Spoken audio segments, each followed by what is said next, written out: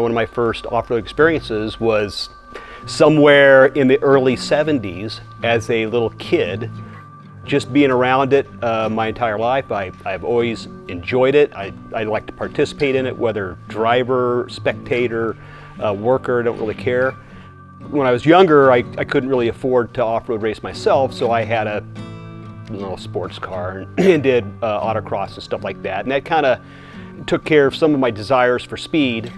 But yeah, as soon as we had an opportunity to go do some desert racing, my brother and I jumped on it. So I don't know when it was, like 1986 or something like that.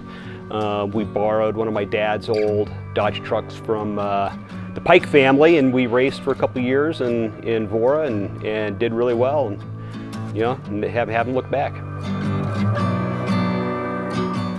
So I was always the son of the legendary Rod Hall, which is great because it opens a lot of doors, but at the same time, they always see your father as the guy who's the racer.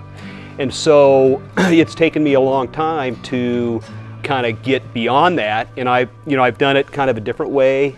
I've tried to use my ability as a person that can race a production vehicle without breaking, finishing races, and have tried to get associated with the manufacturers. And so, when he started racing for Dodge, back then the trucks were really, even the Broncos, they were pretty stock. They were modified stock trucks. When my dad had his first opportunity to drive more of a trophy truck, which would have been like 91, something like that, and a coil spring, 4-bar link truck, he sort of struggled with that, But then when he got back out of that, back into the Hummers, where it was more production-based, he excelled again. But all the Hummer programs were all marketing. It was about racing and marketing and that end. Whereas the Chevrolet program, it's about development.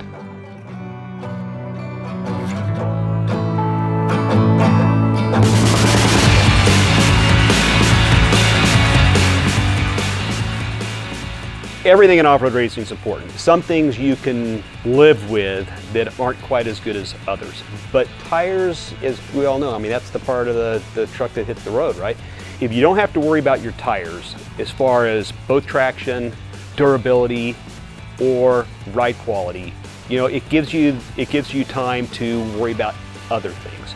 So you don't have to really worry about the washboards and embedded rock. That's the kind of stuff that BF Goodrich learns from spending the time in the desert.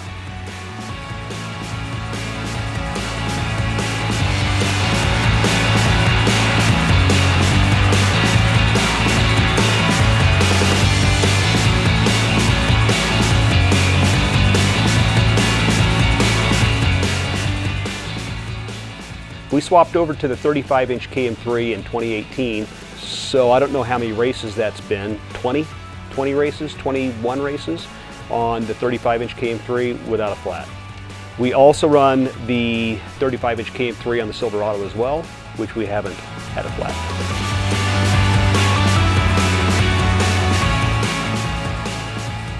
Going out to the Mint 400 every year, it's a big deal for our team because we get to bring all of our sponsors. We bring in Chevrolet engineers, we bring in executives, we bring in Mobil 1, we bring in all these people that are potential sponsors or sponsors of off-road to an event that they get to see, oh, look at this. There are a lot of people involved in the sport that they didn't know about. And whenever these people show up at the races, they don't really care about what's racing. They look in the pit. What are the people towing their race cars to the races with? What are the fans driving? What have they done to their vehicles? Because that's a big deal. Having the OEs to be in an environment like that where they can display their stuff, get their stuff on television, it means a lot.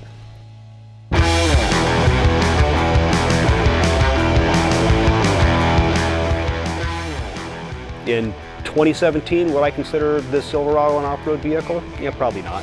I didn't know anything about the Colorado at the time, but when I look at where Chevrolet has gone with its platform since we've started, you can see it matters.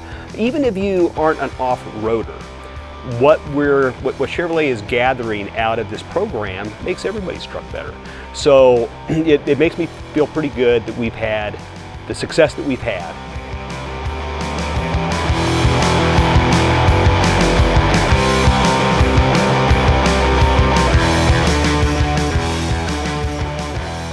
Well, going on year 5, it's finished 24 races, not one DNF. I mean, that's pretty incredible. And that goes back to the effort that Chevrolet is putting in on the products that we're running. It goes back to the platform, and it goes back to everybody in the car, whether it's me driving, Sean driving, Austin or Chris or whoever is driving the vehicle. And everybody knows that getting the vehicle to the finish line is our priority.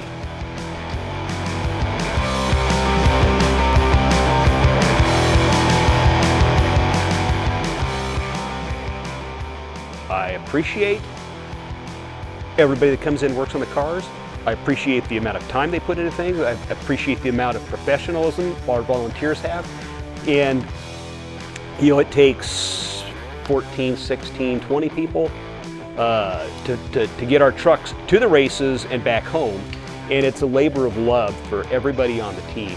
And you know, whether we're going 35 miles an hour in a stock truck or 100 miles an hour in a spec truck, it's all just as pleasurable. You know, it's enjoyable. And my dad gave me some good advice. He said, race while you can, because someday you can't. And so we're racing every day like it's our last day.